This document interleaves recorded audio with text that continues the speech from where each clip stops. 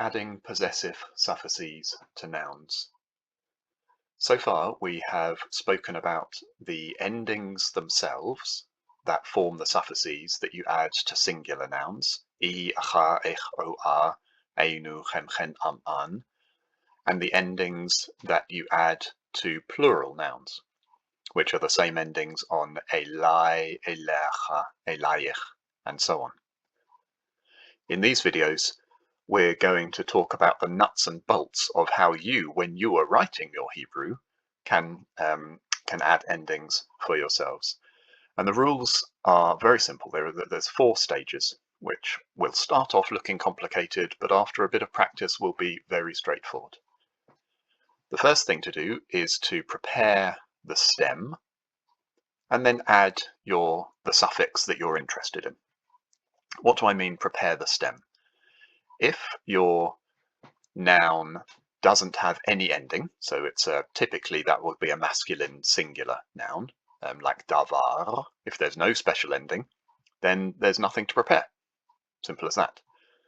If your noun ends in "ar", which is typically feminine singular nouns, like chaya, wild animal, then your "ar" becomes art, and then you add your suffix after that. These alephs are just there to represent the word that we're, any word. If your ending in your ordinary noun is im, like devarim, words, and you want to add a suffix to that, then you take off the im ending and you add the suffix directly onto the stem. If your word ends in ot, like kolot, voices, kolot, so usually but not always feminine plural nouns, then the ot stays the same and you add your suffixes onto the end. So that's what I mean by preparing the stem. R becomes art and then add your suffix. Im gets knocked off and then you add your suffix directly. Ot stays as ot and then you add your suffix.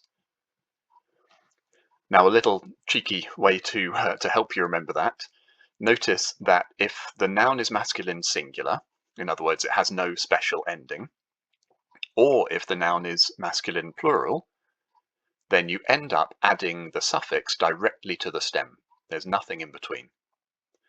If your noun is feminine, typically, ending in "ar" or "ot", then you end up adding your suffix after a "t", art for a singular noun, "ot" for a plural noun.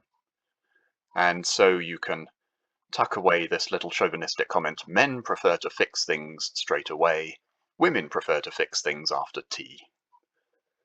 Men prefer to fix things straight away. Masculine nouns add the suffix directly to the stem straight away, directly to the stem, whereas feminine nouns add the suffix after a T. Art in the case of singulars, ot in the case of plurals. So you prepare the stem, you add the ending, then you need to tidy up. What do I mean by tidy up? You have to see if the gin and tonic rule has become necessary to enforce. And to do that, you need to think, where is the stressed syllable? Your possessive suffix will have attracted the stress onto itself. That's very important. The possessive suffix attracts the stress onto itself. And then after you've done the gin and tonic rule, if necessary, you may need to also apply the rule of Sheva. And then lastly, if after all of that you find that you have a kametz, an R vowel, in a syllable that is closed and unstressed, in other words, a syllable that ends with a consonant, and that entire syllable, consonant, vowel, consonant, is unstressed, then you change your kametz to a patach. I'm going to do additional videos that will work through lots of examples so that what is very theoretical here will hopefully become clear as day when you see it worked out.